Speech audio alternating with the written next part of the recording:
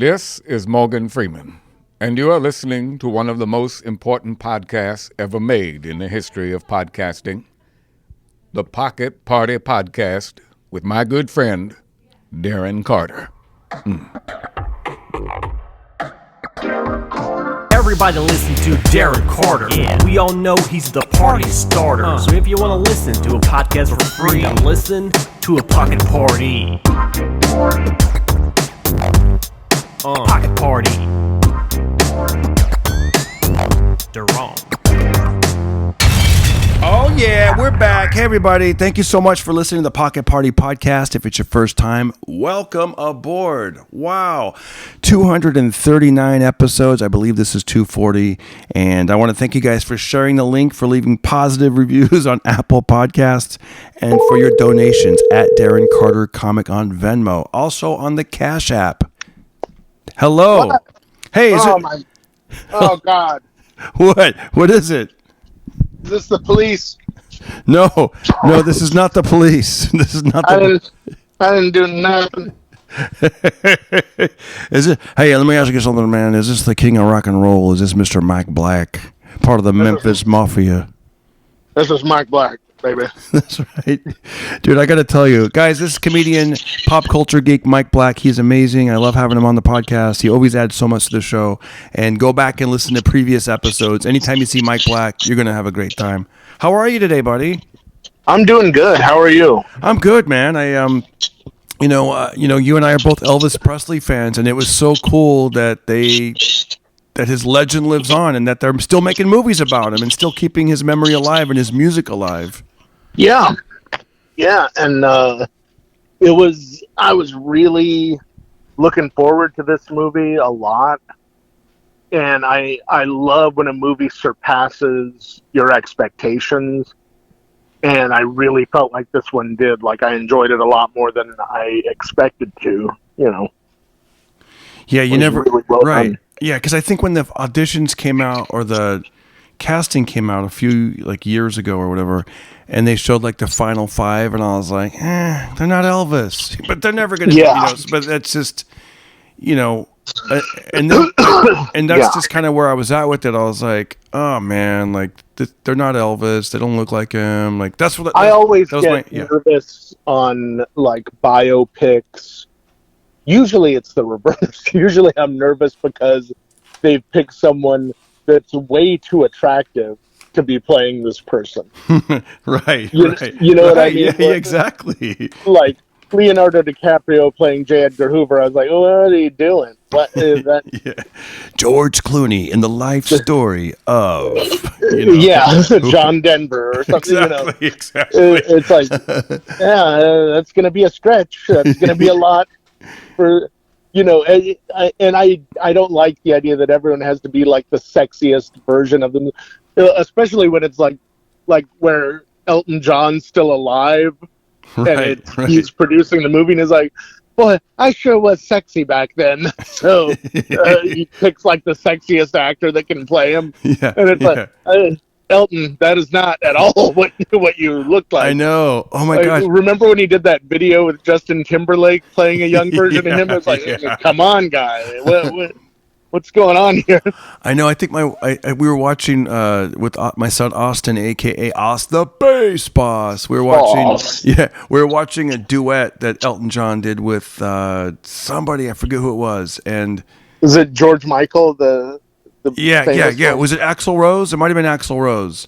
Oh, okay. So it was the real Axl Rose, and it was the real Elton John, but it was from back, during the Guns N' Roses, and it might have been that George. I'm sorry, that tribute. George Michael concert. Yeah, and my son Austin was like, "Why does Elton John look so nerdy there?" And we were like, "That's kind of how Elton John used to look, like the weird glasses and then just kind of the bald head." It's like. I forget his real name. I want to say it's Horngold Lily Pod or something. His real name was just as weird as Elton John. Oh, that's funny. But when you look at him, you're like, oh, he looks like a Horngold Lily Pod or whatever. Yeah. I really wish I could remember it.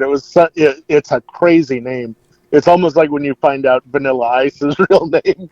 Oh, that's funny. I'm gonna look it up right. Oh, Robert Van Winkle is. Yeah, isn't it? Is it Robert or is it Melvin Van Winkle? Oh, I think it's Robert Van Winkle. I think. Oh, I know. Elton John's real name. Are you ready for this? Yeah. Elton Hercules John. No. That's what he changed. Oh, he really? added that. Oh, Yeah. I need to look up Elton John's true. Oh, let me see. Can I even find it? Yeah, Elton John's birth name, maybe. Oh, yeah, Elton John. Okay, hold on. Elton John's birth name. Okay. Yeah, everything keeps coming up. Hercules John. He's really scrubbed the internet for this one. Okay. Oh, is it Reginald Kenneth Dwight? Yes, Reginald Dwight was. Yeah. Reginald. Oh my God, yeah. He could have went with Ken. That sounds good. Hey, Kenny. Yeah, it's not like David Bowie, who, his name was just Davy Jones, but there was already a Davy Jones in the Monkees, so he's like, I'll change it. It was right. That name needed changing, Right. Yeah, Mike Black. Is that your? Do you go by that real? Is that your real name, or do you? Yeah. Is that your showbiz name, or? No, that would be kind of insane of me to be like a fat, funny comedian when there's already Jack Black out there and go, I'll just be Mike Black. Are you related to him? No.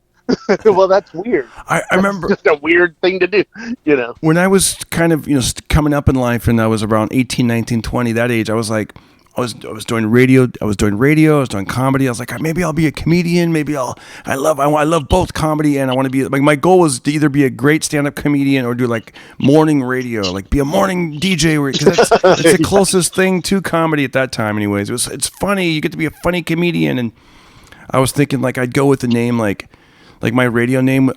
Well, this is just me making it up. The company's probably going to tell you what to have anyways, but the name I was going to come up with was going to be like Mike Diamond. I'm Mike Diamond. And then as I got older, I realized like that's a very easy to think of name. And I think there's even like Mike Diamond Plumbing. I think so, yeah. And I want to say there's Mike Diamond Ford and stuff like that. Oh yeah, there's probably like every state has a Mike Diamond something or the other, I'm sure. Big Mike Diamond. I'm Big Mike. I'm sure is a thing. Oh yeah, there's a lot of Big Mikes out there. Big Mike. I always, when I think of morning radio shows, I always think it's a normal guy name and a weird nickname. Yeah, you're right. Yeah, Billy and it's Billy and Puff Puff. Yeah, Billy and the Warthog.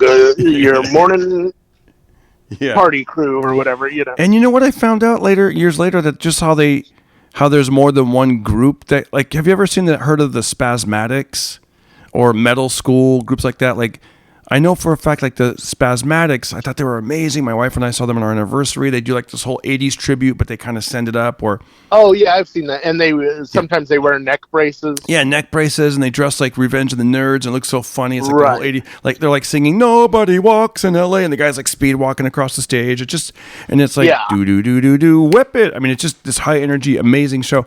Apparently, they franchised it, so the Spasmatics will be playing in, at the House of Blues on Sunset, but then they'll also have a House of Blues gig in Vegas, and then that same night they'll be in Dallas. Oh, that's weird. And I don't like that. I don't like it either. Once I found out, I was like, oh, I don't like it. But I think LA does have the original one, but still, it's like you could franchise the Party Starter. You could just get hire. I know. Hire some redhead kid. Yes. Come on, dude, give him like your material from 10 years ago. Yeah, circa 87 through 97. You do all these jokes. Like, people used to pick on me. Yeah, tell them, memorize my act. Yeah. I get, 50% of what you make or whatever. Yeah, sadly, a lot of that stuff wouldn't, it doesn't, even though it would, come on, it doesn't, stand the sands of time, or what am I even better that the kid gets canceled, you're fine. You're like, I had nothing to do with it. I know, because my stuff was edgy back then. Now for I guess, and then now it's like just cancelable. It's like not even, it's just you're canceled. I mean, one of my jokes was that because I think I weighed 155 pounds when I started, and I was like, you got to remember, this is an open mic level comedy in '89. Right. Okay, so this isn't. Kid just trying it out. I know, and I'd be like, "Hey guys!" All I knew was that I was white and skinny and I had bright red hair. So that was my first 5 minutes, right? So boom, and it would always get. It's just I looked weird already when you'd see me on stage. Like, oh, he's different than everyone here. So I go up on stage in California, especially. I'd be like, I mean, look at me. I'm white. I'm skinny. No. The joke goes, "Hey guys, I went to a nude beach," which I'd never even been to a nude beach. I went to a nude beach. And look at me, I'm white, I'm skinny. This fat lady thought I was a tampon. Oh yeah, you're done. You're out of the industry. And then I make that noise and then I kind of bounce around like I'm, and then and then I act like she pulled me out and she goes, and she saw my red hair and said, "Ooh, he's been used." Oh no! I know, dude. That was like problematic, Darren. Problematic, the problematic starter. I know. Yeah, that's what the kid could be called. I know. Franchises you're at. Well, I mean, yeah. It was just like, dude. It was just it was all that. And then I remember I did something about Japan was buying a bunch of companies back then. Darren Carter, the sensitivity training starter. Exactly. Hey, here, don't do this. Like how there's country and Western music. I was like, what if there was country and Eastern? And I did like this Japanese character and singing country. There, he's canceled. I know. It's like, yeah. Like maybe you should stop talking about. I should probably stop talking about it. Yeah, I'm all gloating. Luckily there's no cameras or proof, but I'll. Yeah, you're like, oh, good. Yeah, just digging a hole in your own podcast. Jeez, I know. And here's another joke I used to do. Now, most people think, like, dude, stop. Yeah. And here's what I think of the Swiss. Exactly. You just like, I never even met this kind of person before, but I did a whole routine on them.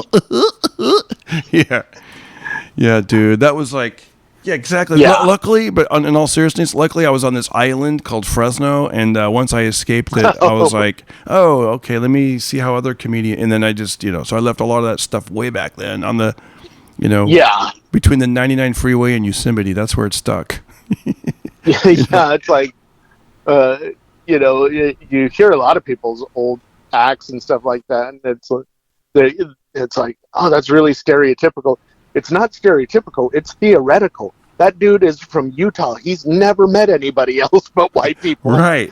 Dude, I can't even tell you Pat Morita's real comedy name back in the day. It would sound offensive, but that's what he used to go by. I was listening to that Jerry Weintraub book, which we'll get back to Elvis, and he talked about, when they did Karate Kid, and he goes, I knew him as like a Catskills comic who'd work $100 a night. I didn't know that he had the acting chops. He goes, I knew him as... And you guys can Google Pat Morita, comedian, his real comedy name. Do you know what it was? I don't offhand. I'll just give you a hint. It rhymes with the word hip, and he went by the hip, and it's a word. Oh, yeah. Wow. That's what I'm saying. Times were just different back then. Like, it was just different, We'll leave it at that, let's move on to the movie. Let's move on to the movie. I know, exactly. How great was this movie, man? This was like, I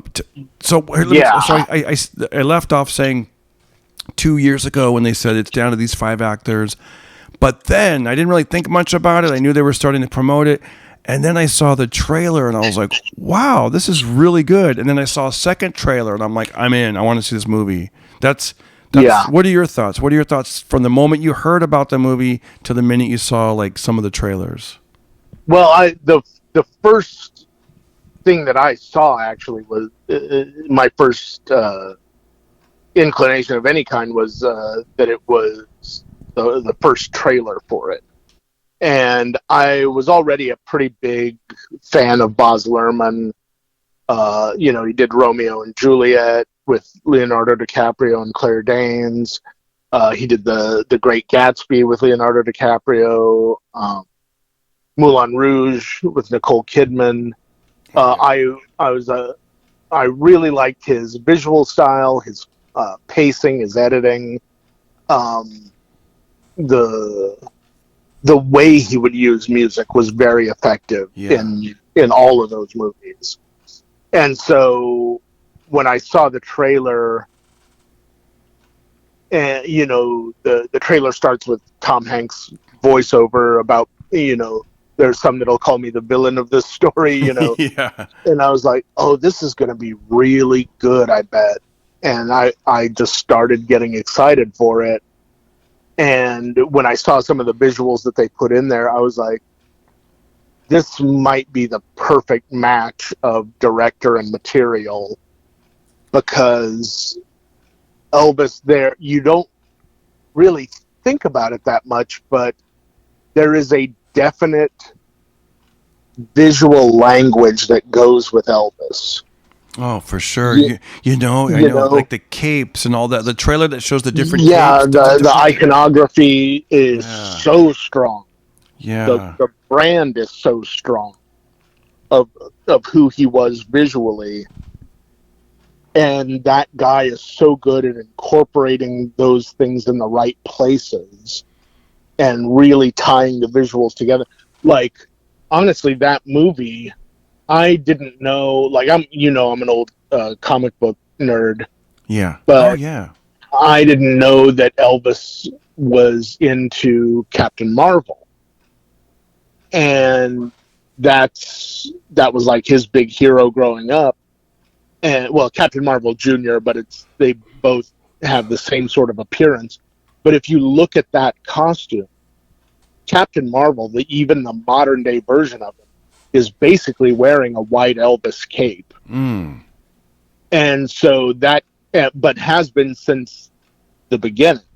It has like it's a full collar, ornamentation along the sides.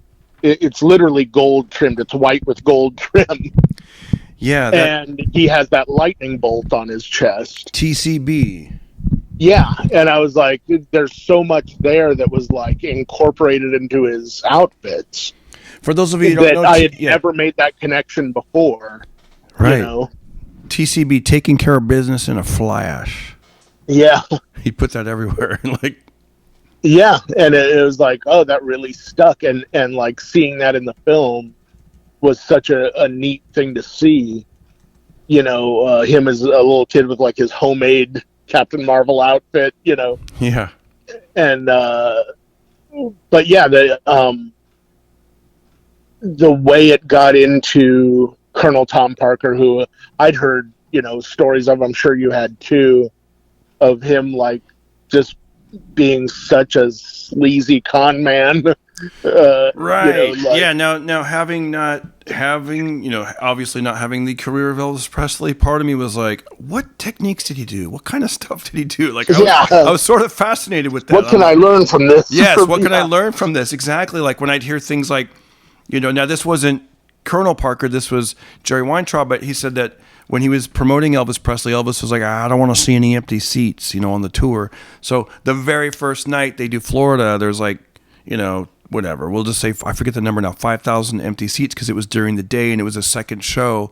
The late night one was sold out, but the daytime one wasn't. So they got crafty and they removed 5,000 seats. So obviously when you're on stage, you're looking out, every seat is filled. So it looks like things like that where you're like, oh. Yeah. And that's what we sort of learned. Like if the room seats 300 and there's like 180, well, let's pull some black curtains and kind of, even visually for the audience, they think they don't look around going, I'm an idiot for coming. No one else came, that kind of thing. Yeah.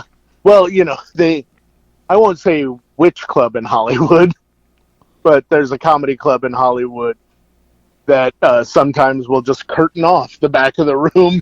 Right. When it's not quite at capacity. And suddenly everyone who came has a great seat, so it works for them too, really. But they come in and they're like, boy, this place is smaller than it looks. Well, not really. It is sold out. I love this. 35 people. Who knew? Yeah, there's about 150 more seats. Don't look behind the curtain. No, the bathroom's that way, jackass. Yeah, exactly. Like here's another technique that Colonel Parker did that I don't know if I knew this or not. I loved it with the merchandise, right? Like merchandising everything. And then did you remember the buttons, I love Elvis, and also the I hate Elvis. I hate Elvis, yeah. Yeah. That was brilliant, and it sounds like him. It sounds like something he would have been totally doing. I don't know, did you, I'm sure you saw that Mike Judge series about Tales from the Road. No, tell us. Where, it's a fantastic series, the first season, I believe, is all like country stars, and the second season is all R&B. And I don't know if they did a third season or not, but they're all animated. They get the people to come and tell the stories, and then they animate. Mike Judge, who did Beavis and Butthead, animates all of them, and they're hysterical. But someone told a story, I don't remember who it was, but about this club that really wanted Elvis there, and they had to deal with Tom Parker, and they, begged him for years and years, please bring Elvis to our club. And he was like, all right, but all the money is cash. We get 100% of the bar, but you gather all the cash and put it on a table in the back when he comes, and we'll do one night. And the guy was like, of course, great. And so they do the show. It's wildly successful. There's this humongous pile of cash on a table in the back. Colonel Tom Parker takes his cane, swats off about 5%. Oh yeah. And then he goes, "That's your cut. Load up the rest of it for us." Yeah. You know what? Jerry Weintraub said that in his book as well. Like, he would take his cane, put it down, middle or wherever, and then just kind of swipe it, and then. Yeah. It was. And I'm sure he made sure that all of it was accounted for in taxes. Yeah, exactly. Or like, hey, why don't you pull some 20s out and some of the hundreds out? Remember, they had $100 bills back then, and and then I'll look like a good guy by splitting it down the middle. It's like, right. Yeah. Hey, it's a bunch of ones, buddy. No, nobody had buttons that said "I love Elvis," "I hate Elvis," and he had something. What did he say about it in the movie? Like, well, they're gonna hate Elvis anyways. We might as well make.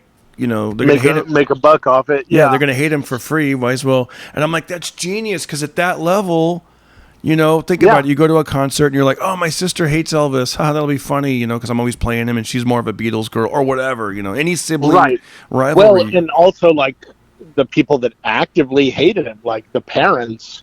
Oh. That were like, let's have a protest. We need some of those "I hate Elvis" buttons, Oh, that's true. Yeah. See, that's where the real money is. I'm like, you got to be a big star. Like at my level, I'm not into that. I'm not going to sell that at my own. Oh no, I think "I hate Darren Carter" buttons would sell. I'd buy one. What if I know? Can you imagine him over there by the exit trying to sell everyone buying those? Like, oh. No, you hire a guy and have him. Screw Darren Carter. Get my buttons. Oh, that's funny. Why not do it? I learned it from a movie. I'm like, have your opening act do that. I know exactly, dude. That's hilarious, because especially when they don't like you. Because I'm not gonna say two people have hated me, but I know for a fact, like, a couple of people do that over the top thing they do to the other comedian. Now you were funny. Yeah. You were funny. That kind of shit. And you're just like, shut up. Like, it's because they don't like you. Come on, Yeah, you weren't even in the room when I was performing. I know. Do you want to buy my "I hate Darren Carter" button or not? Yeah. Yeah. Oh my god. But yeah, but let's talk about first of all, since we're already talking about Colonel Tom Parker. What did you think of Tom Hanks in the movie? I loved it, because I'm not that familiar with Colonel Tom Parker. Like, I've seen him in interviews. I wasn't either. I always assumed he was like a Southern guy. Yeah, just off of the name. I don't think I'd ever really heard him. I think I'd heard. I'd heard when I was younger, of course, Colonel Tom Parker. But as I got older, I see little things here and there. So because I can't really, I thought Tom Hanks, he lost himself in that character. It was so good. Like, it was, and I knew that he wasn't very likable. I knew that. And I love the way the director would have him kind of, there were certain stylistic things where he would be like underneath the bleachers and you would just see his eyes, or he's eavesdropping, or you'd see him behind a wall kind of hearing things. And just really real creepy. real creepy. Exactly. And he really played that character really well. And I like the way they portrayed it, and I was doing a little bit of research on Colonel Tom Parker, things that were written years ago, and they said that he was I guess because of his carnival days, or just that he's that kind of guy. He was a quick study of people, so he knew that. Yeah. Elvis came from, a poor South, uneducated parents. So like, ta-da! Why don't you make your father your businessman? Because he knew that'd be better than like somebody in the office on Wilshire, who knows what. Well, yeah. And he also knew that it would win that family's trust. Right. Like right away. If he's putting them in dream positions on the team. Yeah. But carnivals are famous for having mentalists, that would do that would just get to know people really, really quickly and read all the different signs and cues about them, similar to what Sherlock Holmes would do in the books, And they were master manipulators, and they knew how to, like, relieve people of their money really quickly, Jeez, I know. The snowman and the showman. I never heard that before, but I like that too. Well, and I don't know if you remember The Jerk, Steve Martin. Yeah. Where, he's working at a carnival, and he apologizes to his boss. He's working at the, if I can guess your weight, if I can't guess your weight, you win a prize. Is the right. Is the booth that he's working, and he goes to his boss, and he goes, "I'm sorry, I'm really bad at this. I haven't guessed anyone's weight correctly, and they all won prizes." Yeah, but look at that shelf. Everything on it's a dime. They paid you $5. It's like that's pretty much the business model of a carnival. It's not that far from Old West tonic salesman is screw them as quick as you can and then get out of town immediately. Right. Oh yeah, and you notice he would do little things like when they were planning that hayride tour. They would be stuff like, okay, congratulations! At this one, you guys are going to get married, and at this one, so there was like an event and everything, and that kind of you still have that today. Like people, like like you said, we talked earlier on a podcast about, like, let's just say today's terms, like Instagram. Some people will just put the straight up flyer. Here's the flyer. And then people just snooze on right by it. They just keep swiping. But then other people add the music and the crazy graphics. And then other people will up it up an ante and be like, it's, 10% of the proceeds go to blah, blah, blah. And then it's my big birthday bash show. All this kind of stuff to kind of add extra, specials, drop in celebrities. Look who's been here before. And then they'll show, like, so I mean, there's that kind of element of like, ta-da, it's a big event. We've added a roller derby. Exactly. Yeah, every ninth person wins $1 million. Yeah, someone will be murdered. Yeah. What? Skip that show. Yeah. One of these comics will die. Yeah. A UFC fight afterwards. What the fuck? Yeah. Yeah, but it's like always trying to sell the sizzle. He was really good at that. Yeah, and he was given, not that it's a perfect analogy, but that was his slab of marble, that that David came out of. Right. Like I think he saw that kid and was like, yeah, this is the real ticket here. I feel like he did a lot for Elvis. He probably got him, like some of those early record deals and some of the big events. But I think Elvis, it would have been nice to see if he had moved on, from Colonel Tom Parker. At that point. If he had been able to play internationally, I know.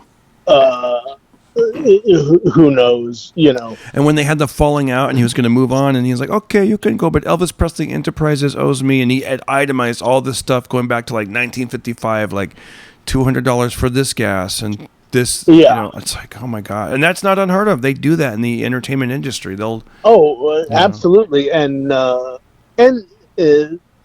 also that's one of the few things in there where it was like, it's devious, but at the same time, he definitely did invest a lot of money in that stuff. However, where it becomes sinister is that he was also cooking the books on how much money Elvis got paid initially. It's like all of that stuff I think had well been covered long ago. Oh yeah, so it was Oh yeah, and what about the part where he's negotiating with Mr. Cohn at the International Hotel? Elvis is on stage and he's like, "Okay, $1 million, and how much will I get?" Yeah. It's like on top of it, it's like, geez, like. Yeah, and it's like I guarantee Elvis didn't know about that extra cut, but was also giving him commission. Jeez, I know. So do you know much about Colonel Tom Parker? Like after Elvis Presley died, like was he still involved in Elvis's affairs? I wonder. It said in the movie that they settled out of court. Yeah, and then they finally, like years later, discovered all the wrong things he had been doing, and I think he died in '97. It's like, I wonder it's funny they showed the different stages of that hotel to where it became like the Las Vegas Hilton, not to be confused with the Flamingo Hilton, which was the Flamingo was the one that Bugsy Siegel first put up in Vegas that started the Strip, but the Las Vegas Hilton was the International or the Continental, whatever it is.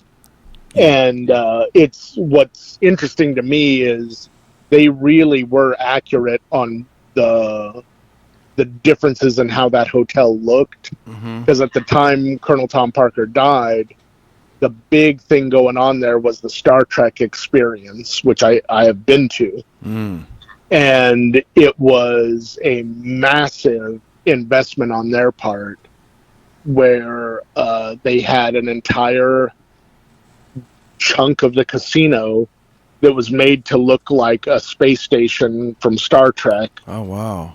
It looked like, I don't know if you know the show Deep Space Nine. Heard of it. But it was kind of modeled on that. But it was also like a mini Star Trek museum. And they had a Quark's bar from the show there. And they had people dressed in as like aliens and stuff that would help you in the casino. And oh, cool. Give you drinks and stuff like that. It was a pretty big undertaking. They had two different like rides.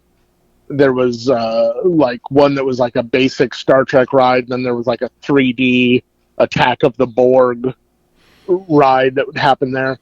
But one thing that has been consistent the entire time that I've been alive at that hotel, even before the Star Trek stuff, was there's this, I think it's brass statue of Elvis out front. Oh, wow. That's a pretty impressive statue. Is it still there?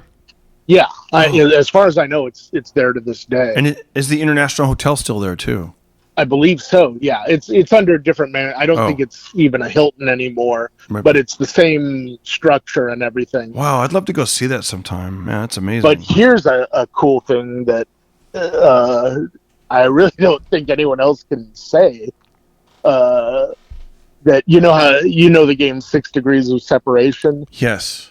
This is my version of that with Elvis. In the movie, probably the most notable show marquee that they show is the one from that hotel, right? Right. Yes. And it's the big, Elvis Presley tonight, blah, blah, blah, all that stuff. But in big red letters under his name, you see the name Sammy Shore. I saw that. Yep. That was his opening act during that time. Yep. My mom and dad had tickets to see Elvis. I don't believe it was that show, but they had tickets to see Elvis, and Sammy Shore was the opening act for that. Now, my dad lost the fucking tickets. And my mom was livid. Luckily, some friends of theirs had bought 2 extra tickets, and he bought those tickets from them and avoided being murdered, right? And they had good seats. They were like close enough to where my mom and his friend's wife tried to get people to like crowd surf them to where they could grab one of the scarves. Yeah. They were that close up. They were good seats.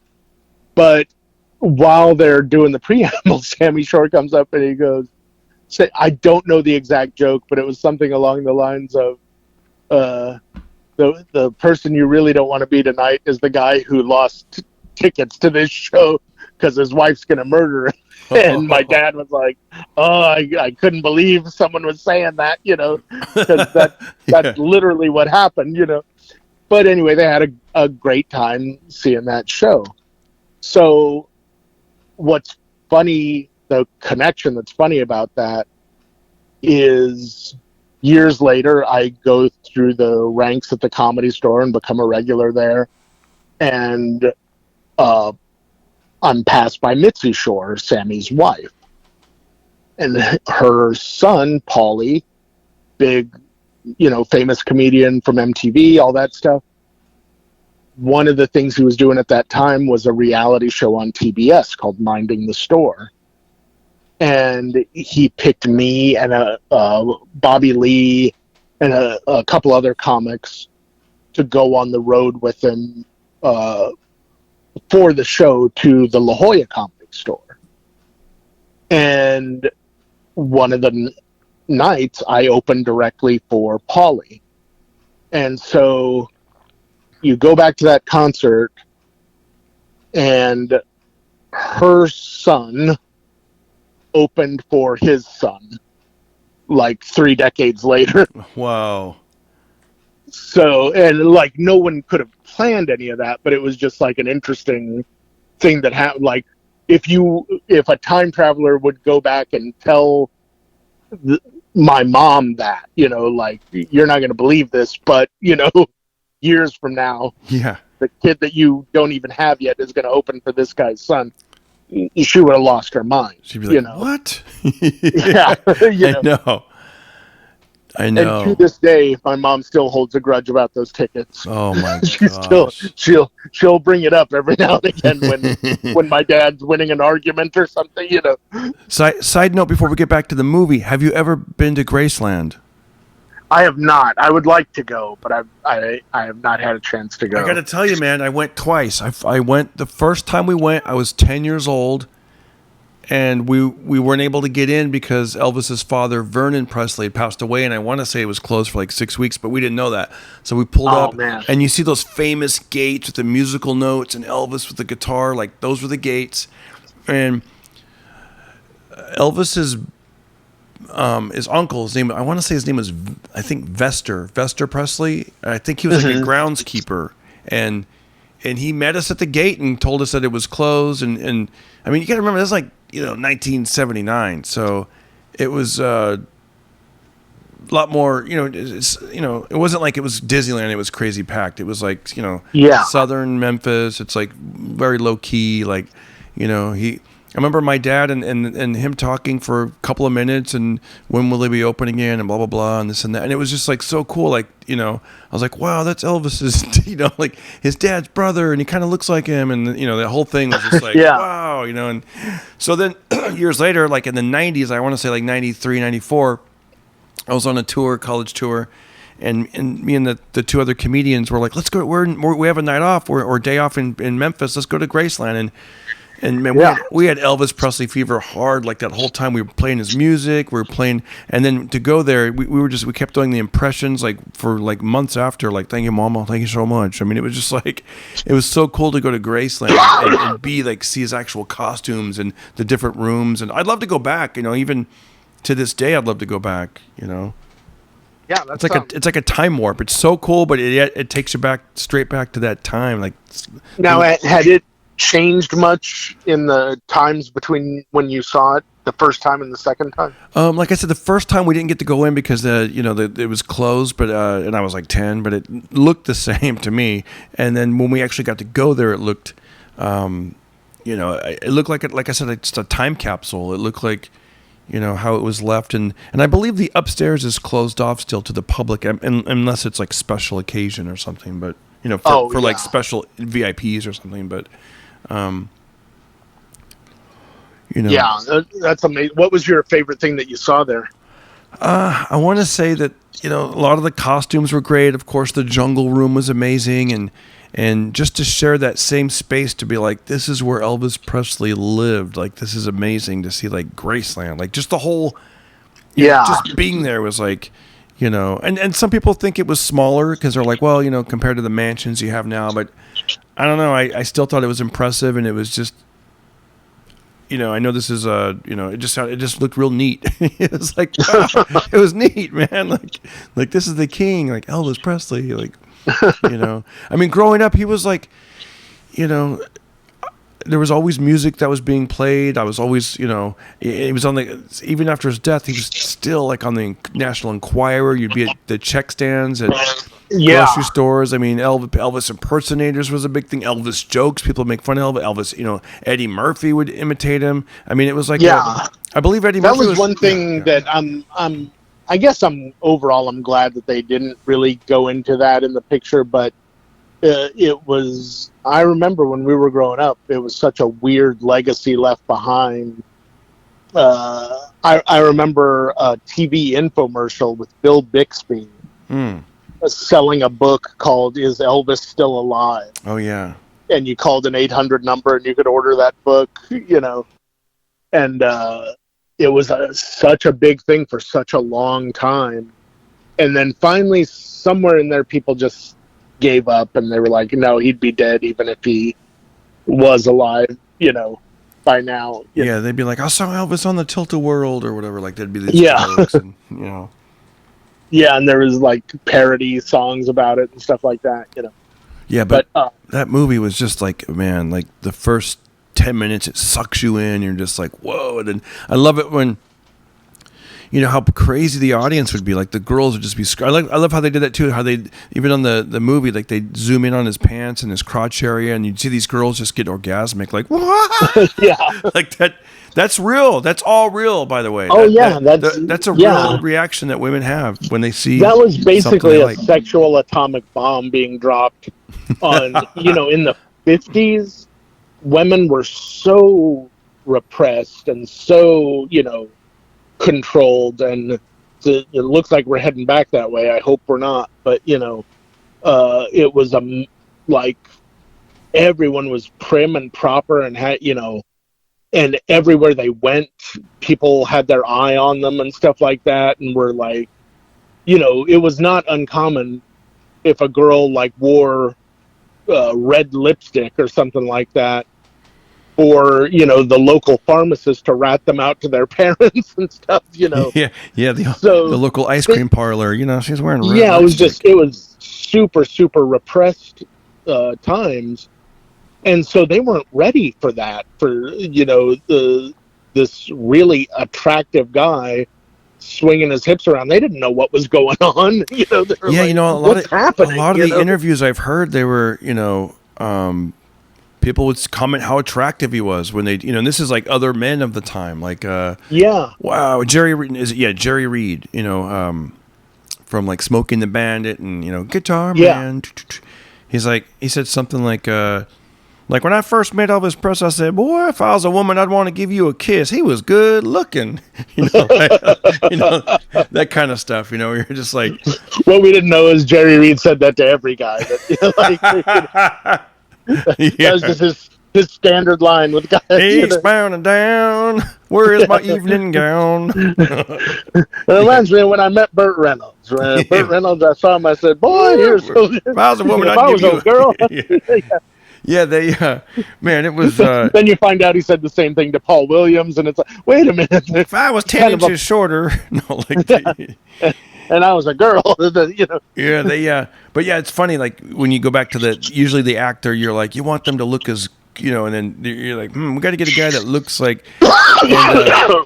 And, they shot a lot of the scenes I noticed from Austin Butler's profile, because his profile looked a lot like Elvis, and I don't know if it was just because you're watching this movie and the longer you're watching him, or if they added on more prosthetics. But damn, if he didn't start like.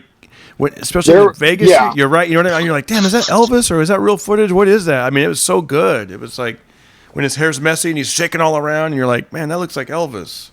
Yeah, there were moments in there where I was like, at certain angles, he was the splitting image of Elvis, and not just in the face. Like, usually some people will be, right in one area or another.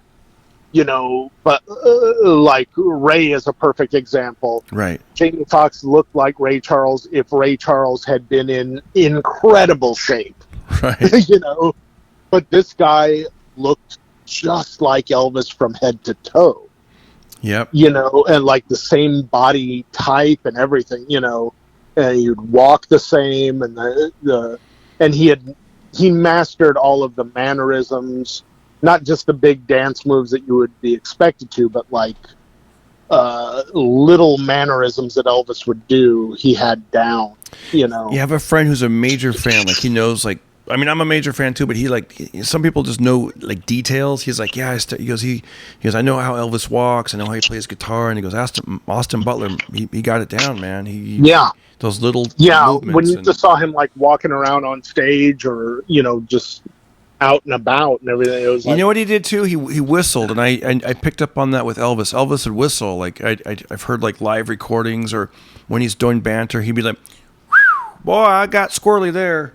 You know, yeah. he did these little whistles like, oh boy, you know. The one thing I'd have to, I know Elvis used to say, and my dad was from the South, so he would say this also. They didn't want to say, we grew up Baptist. We didn't say G-O-D, damn. We didn't say goddamn. He'd always say hot damn. And I'd heard Elvis in different things say like hot damn, you know, I did hear them say goddamn, and I'm wondering if Elvis really said that, or did they misinterpret? Did they mishear the hot damn and think it was good? And I actually did a little research last night, and even in the comment section, people were like, I think he said hot damn, but it could be a goddamn. But I think you might only know that if we're sort of raised around it, like, you know, because I was raised that way not to say that. So I remember the first time I heard my dad say hot damn, I'd like, oh, that's kind of cool. It's like a way to say it without saying it. Yeah. But if you weren't familiar with that, you just think someone's saying goddamn, hot damn. I mean, because hot damn and goddamn, I mean, you know. Yeah, and that might have been a choice from the production or something like that, to go, oh, let's go with goddamn, just to make it more dramatic or whatever, right. You know. Yeah, you're right, because that could be, if he's yelling at Colonel Parker, and I don't give a, you can get the, you know. Yeah, because I don't give a hot damn doesn't sound quite right, you know. Right. When you're mad at someone, you know. Hot damn sound, to me, I've always thought of it more as a term of amazement. Yeah, hot damn, you drove that. Than being mad. Yeah, you know? I remember the first time I heard it, I remember. I've never heard anyone say hot damn you, you know, like, it just doesn't work. I remember we had our truck and our camper, and we were pulling a trailer. We were going from Fresno to Arkansas, like during the summer, and somehow we ended up at the same gas station or something as some trucker. My dad and this guy were talking, and my dad was complimenting the guy about how fast he was going, and he was like, and the phrase my dad said was, hot damn, you blew past me like I was jacked up on blocks. Yeah, it's a term of hot amazement. Damn, you past me like, you blew past me like I was jacked up on blocks. And I was like, oh, that's interesting. Yeah, that's about as country as Dad gets. Yeah, I might have to use it for a character if I ever become a comedian. Like, then he whistled, and you know, yeah. woo! Damn, dude, how great! I know, and dude, I know. What if Elvis brings back the side? Yeah, and then Jerry Reed drove by and said, "Woo-wee! If you was a girl, if you fellas were wearing dresses, I'd give you a kiss." Hey, and then he drove his truck off to save the bandit. Yeah, exactly. I thought it was a really interesting technique at the end of. But let me add one thing. Please do. You know, you guys who are listening to this, I assume are Elvis fans. Check out Jerry Reed's music too if you haven't. He had some really great songs too. Worth listening to. I believe on Elvis' song "Guitar Man," you know, from the '68 comeback special. I believe Jerry Reed played the guitar on that song. Like, he was such a great guitarist. What other thoughts do you have on the Elvis movie? Like I said, it surpassed my expectations. I would say if I had one nitpick to the movie, and it's really not a very big one, it's that the song he sings in the '68 comeback special, where he's in the white outfit. Oh yeah, if I could dream. Song, if I could dream. I really wish that to me was the moment to play an entire song. Yeah, because that song is such an epic journey. Gosh. And it's so cinematic. And they played it the best part of it. but I Yeah. really thought they could have played that entire song and There it would must have be lights burning been brighter even better, you know. somewhere. Got to be birds flying higher in the sky more blue. I would like them to have done it in the movie. I don't want you to do it. If I Right. could dream of a better land where all my brothers My walk brothers walk hand in hand. Tell me why, oh Oh, why, why? oh why can't my dream come true? Yeah. You need a horn section behind you at that point. But yeah, it was. I really thought it was a phenomenal movie, and they told the story. What did you think of how they talked about, which is true, that most of his music was taken from black people? And Man, I really like how they did that because they showed that he loved, that music. And I've heard him in interviews where he would, they weren't even interviews. They were like, you'd hear him talking like in between takes and stuff, and he's like, "Boy, I went down, and I saw Fast Domino, and he got his foot was moving back and forth, and he sang it, man, just the way and he was like complimenting, and you could tell he loved these artists, and especially at that time when people, were very like the segregated scene and with separated, him seeing Little Richard, and the guy, I don't know his name, but the actor that played Little Richard nailed it. So good, man. I thought he was great.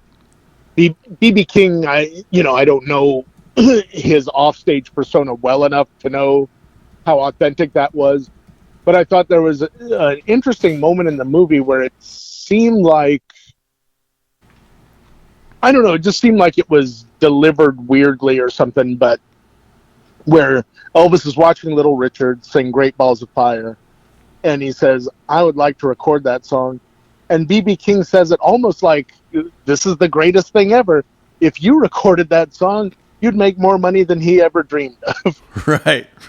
And it seemed like he was happy about it. And it was like, I don't know if that's really the line delivery that, that should be applied here. It should almost be like it sucks because it's the truth.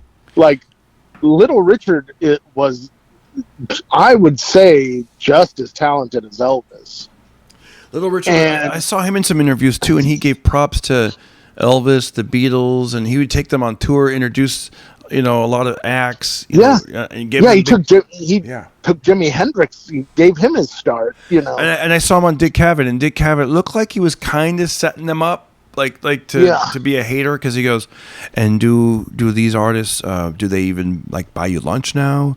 And then he kind of almost like to have Little Richard go, and then Little Richard, he was adamant. He was like, "Oh honey, they buy me a lot more than lunch. Oh, trust me, best believe." He did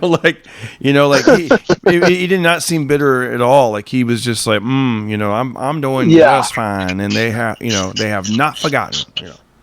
He was such a fascinating character in music. Were you ever at the Comedy Store when Little Richard lived next to the Comedy Store? Oh no, God, I wish. I think he lived. I want to say he might have lived there for a couple of decades. That's the thing. When I moved to L.A., you get used to seeing these big stars in these weird places that you just sort of not take it for granted, but you kind of do. And I remember he would pass out religious brochures right there on Sunset, right between the Comedy Store and that hotel. Like I remember seeing him there passing out these things, and I remember being in the back, sitting where Mitzi Shore would sit, and I remember seeing one of those brochures, and I think it was autographed. And I mean, I know it was autographed. I don't know if it was. I'm sure he did it himself. And wow. And just kind of seeing it, and just like, okay, well, I'll probably see him again tomorrow. And he's just he's just one of the characters that you see around here. But looking back, I'm like, man, but you forget that he was a rock legend. I know. See, now exactly, it's like amazing that. But I loved his character, and I've heard B.B. King in interviews. They'd ask him about Elvis, and same thing. He always had pleasant, nice, cool things to say about Elvis, and also once again how he was just such a good-looking kid. Yeah, he was pretty. That boy was pretty. Yeah, exactly. And but so have we talked before on the show about one thing that it didn't get mentioned in the movie, and it would have been really weird if it had been. But they did show the peanut butter and banana sandwich, his mom holding a plate with that on it. They didn't make a big deal of it, but they showed it. Oh, it's but cool. Have we talked about the Fool's Gold sandwich? Tell me again. It was one of Elvis Presley's famous. He's known for loving peanut butter and banana. Yeah, but this sandwich was made in Colorado, and it was so legendary that word got back to Elvis.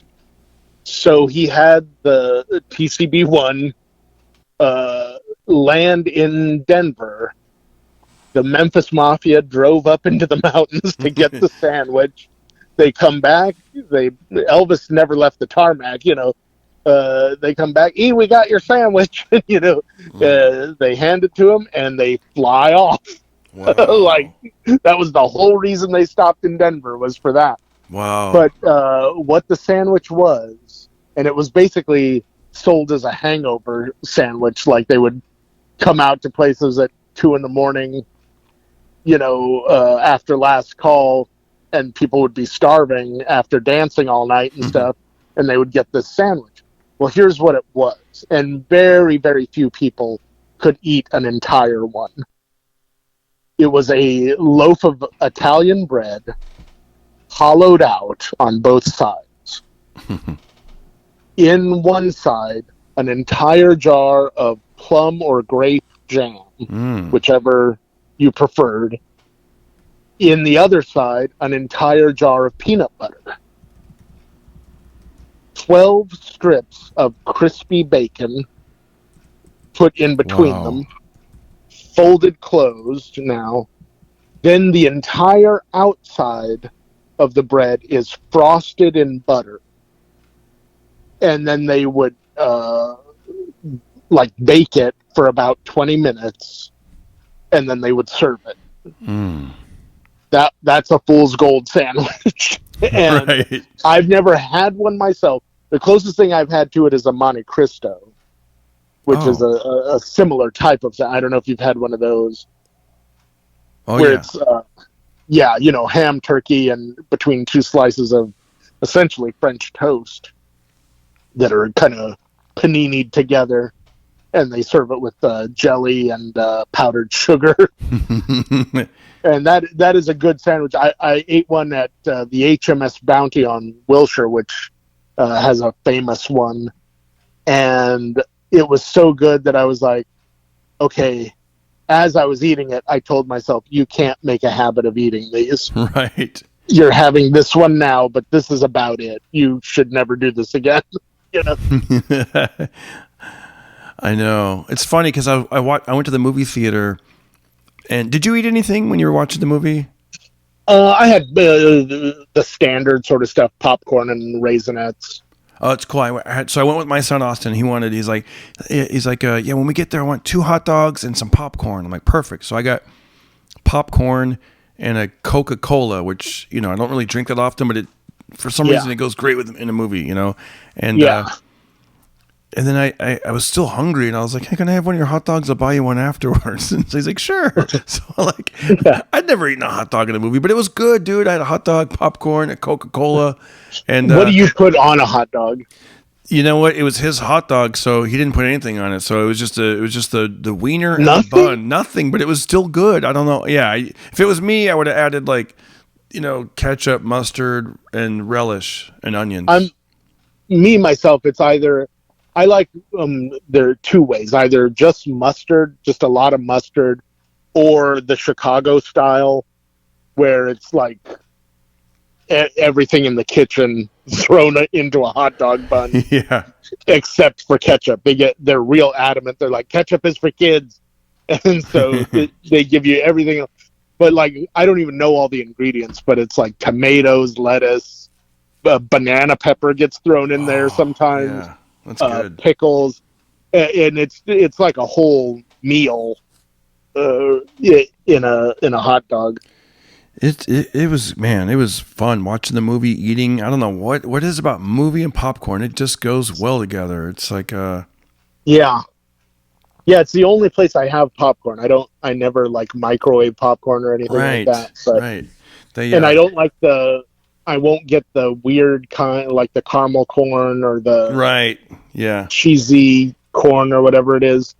Another technique that I loved in the movie that they did was you don't really see to my knowledge, the real Elvis at all in the movie, right? You're seeing like there's on the sides when they show like the Hawaii special, or they may show the real Elvis. I'd have to watch it again, but I think it's also Austin Butler as Elvis in the sides. So not only did they do that to jump on that point, but even the merchandise looked more like Austin Butler playing Elvis. Right. That they didn't go with it looking like the actual Elvis. Yeah, when you're seeing the little figure when they're doing like the Christmas special, it's going to be this, and so what happens is you get used to that, but also, you're like, it's such a welcoming sight at the very end when they're doing Unchained Melody, when you see the real Elvis.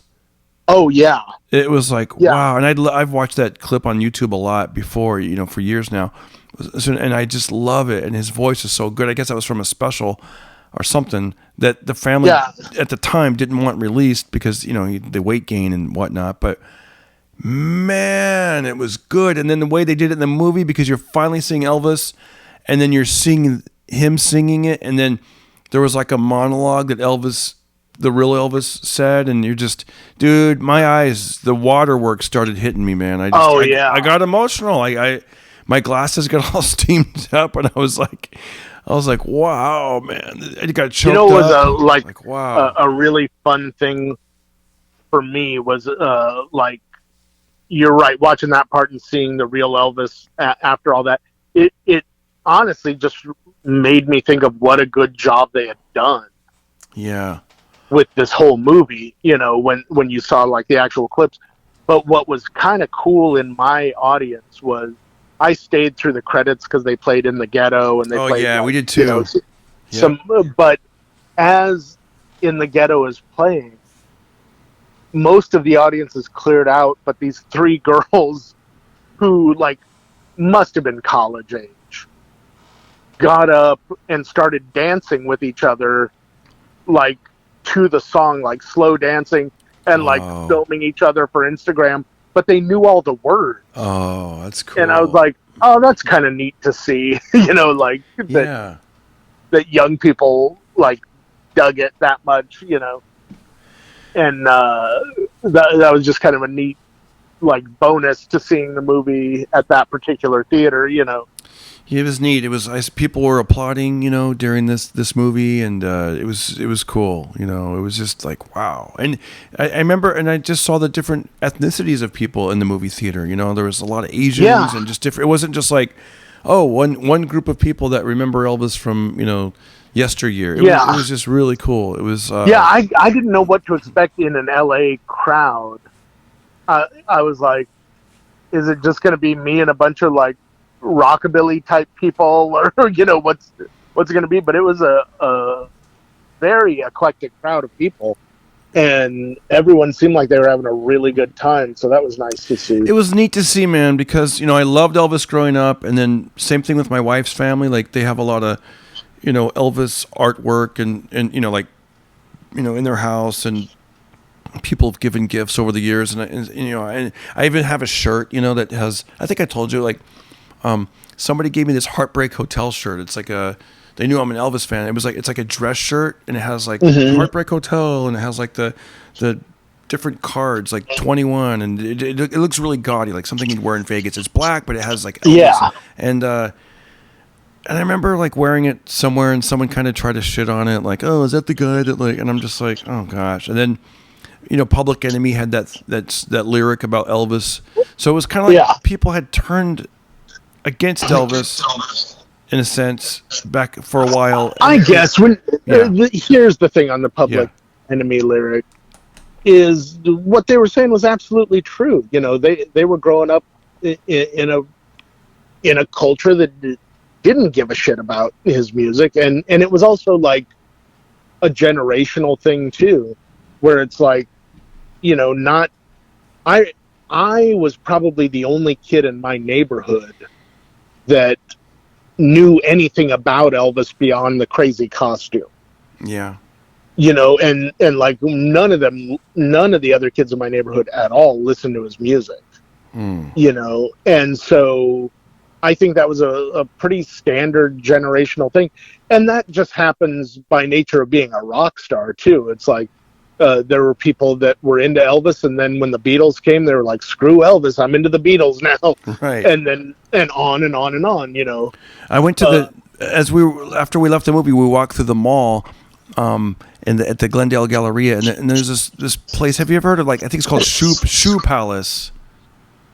Shoe Palace. You probably heard of it. Shoe Palace. It's like a big shoe store. It's like a palace of shoes. Yeah, it's like the hip thing where you'd see, like, Kobe Bryant, memorabilia or and also shoes, and but it's very hip.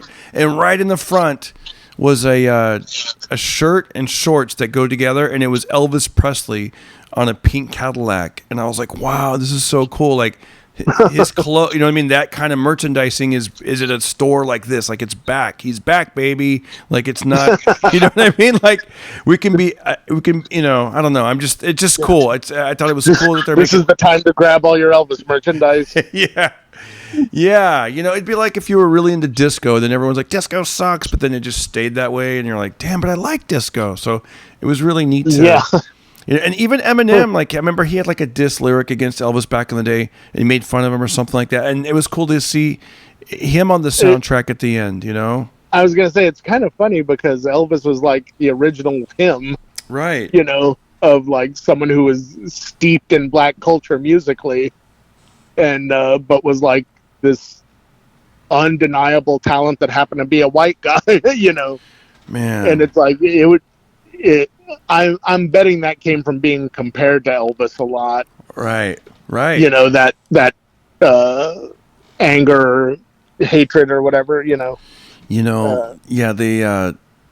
Man, Elvis had such a sense of humor too. Like, it was cool to see that. Like, he wasn't just like this, looking for trouble. He wasn't like this badass the whole time. He was like funny and charming, and you get to see some of that in the movie. You get to see a lot of that in the movie, and yeah, the costumes were totally on point. The sets, everything looked authentic. It looked like if the camera moved to right or left, you'd just see more of 1965 or whatever, Right. Jerry Weintraub in his book talked about, he had this idea where he's like, oh, wow, what if I did like this fake management company? And because there was a big management company that managed like Led Zeppelin and blah, blah, blah. And he goes, well, it'll be basically fake, and then we'll go public, and then people will buy into it, but then they won't really manage Elvis. It'll just look like it in name only. It was like some behind the scenes business, which I don't even know what, even as he was saying it, I was kind of lost, but I get it.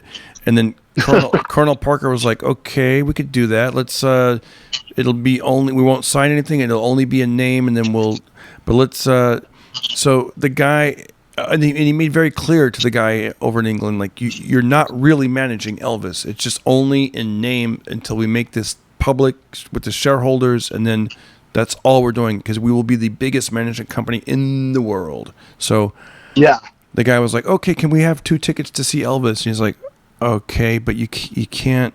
Remember, it's only in name only. Don't try to. Oh, no problem. We get it. And then it was, now we want 10 people on the guest list. Then it was 15. So it was like this large group of people. And then we want to meet Elvis backstage. And he just kept thinking, like, okay, but don't. Next thing you know, he's doing small talk with Elvis in the dressing room. And he goes, let's talk about the capes. I was thinking maybe we could change the capes. This isn't. And then he said Elvis kind of clammed up and got quiet and was polite and everything, but then excused himself. And then he called Jerry over and was like, told him what happened. And he goes, I don't. He was like, I'm going to go to my room. And he goes, and after that, we ended the deal. It's like, no, you can't do that. You can't, like, yeah, you give them an inch, they want a mile. It's like, no, you're not. I'm not changing the case. I'm sure you've had experiences like that in the business where, like, you've tried to be, like, nice to someone you barely know, and once that door opens, they just take advantage of everything. Yeah, man. There was there was what's his name? What's Albert Brooks's brother's name? Super Dave Osborne. Oh yeah. Yeah. Bob Einstein. Yes. I love that phrase he had, compliments and insults, where it comes together, complisults or something like that, where, it starts out like, you're really funny. Oh, thank you. You know what you should do? And then boom, here comes the insult. Right. You should stop doing this. You should do. Yeah, I've had that. I remember, I'll just tell you one before we wind this down. I had a management company call me in, and one of the things they told me was that I should get hair transplants. Yeah. And then they started telling me all these different comedians and actors, mostly comedians that have hair transplants, and they're like, it'll add 5 more years to your career. And I remember thinking, like, that's it, 5 more years, like, and then the whole thing just sounded like, you know, obviously I never went with it, and then I dropped them shortly after. It was just, you know. Yeah, if that's your big career advice, you know, I get, like, if that's thrown in with a bunch of other really good advice. Right. And also, if they say, you know, and you might consider hair transplants, you know, for the future or something like that. And also but at that just leave point, it at that, but don't start ratting out other people that have had them. That kind of defeats the purpose. I know. And also the other people they mentioned, I'm like, well, those guys kind of, they look like they should have hair. Like they're that kind of act, you know. I'm not the leading man, dark Clark Kent haired looking type of dude. I'm a redhead, you know. And I even talked to my wife. She's like, what are you doing, Darren? It's red hair. You're like, you're going to transplant this bright orange hair all over you. It's just, you know what I mean? I actually I'm one of the few people that got better looking when I shaved. Yeah, and it's like, where are you going to get it from? Who's got red hair to donate, share, to transplant? You know. I know. You know. Yeah. It sounds better on paper. By the way, have you seen Dana, what's his name from the UFC? Dana. I don't follow the UFC that much. Everyone knows his name. God, what's his name? Dana. God, Dana Gould? No. Oh, gosh. Why did it slip my mind? Dana Plato. No, it's Dana Carvey. No, what's his name? Dana. Hold on. I'm just going to write Dana Barrett. UFC Dana. It is Dana White. Dana White. Yeah. Dude, how can we not remember that? Anyways, Dana White, I saw a video with him because if you could picture him, he looks like Joe Rogan. He's bald, buff, you know, that kind of guy. There was a video with him with hair, and I was like, he's another guy that looks better bald. Yeah. You know, I don't know. I mean, it's like I said, it's not the worst advice, but if that's to me, that would be kind of a red flag if a manager was just talking about cosmetic changes. It's like if they were telling me, you know, you should lose weight. Well, duh.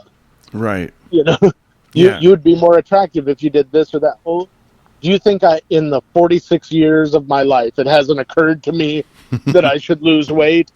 You know? Yeah, like when they give advice, like, let's get you into some better venues. Like, yes, now I'm listening, you know? Yeah, that's actual advice. Yeah, like, we're going to start working on getting you into theaters. We're going to match you up with X, Y, and Z, these 3 other comics. We're going to name the tour, blah, blah, blah. You're going to, yes, now I'm into it. That actually can happen. Let's do it, you know? Yeah. I've had good managers that did do that, where they set me up with meetings and anyways, that's another story. And next time we're on, I want to talk about the movie that I was just in, and I filmed my scenes last week. It was amazing to do it, and it was great to be back in show business. That sounds cool. Let's do that. It was really cool, Mike. You're the best, man, and I want to thank you for coming on and just sharing your love of Elvis and everything else. And you're always a great guest, and people love. I don't know if you've read the comments lately. They send them all over the place, but one of them, one place to see some of the comments is on YouTube. So thank you everybody who's left those wonderful comments. You guys just make our day, and all that stuff helps. It helps so much. It helps the algorithm. It helps share the word. And Mike Black, have a great day, dude, and we'll talk to you soon. Thank you. You too, buddy. Taking care of business. Hey, taking care of business and flyers. You got it, buddy. That was Mike Black, everybody. Mr. Michael Black. Once again, if you want to help out the show, go to the Cash App, $Darren Carter Comic on the Cash App. Throw us a little shekels, a little something that helps out a lot tremendously. Maybe I will get those hair transplants if we get enough donations. Just kidding, I would not do that. I will keep the show going, though. It keeps me motivated, and it helps the equipment, and it just helps us take it to the next level. So thank you so much. And if you don't have any money to tip right now, that's okay. You can also just share the episodes and comment on YouTube. It helps the algorithm. That really does.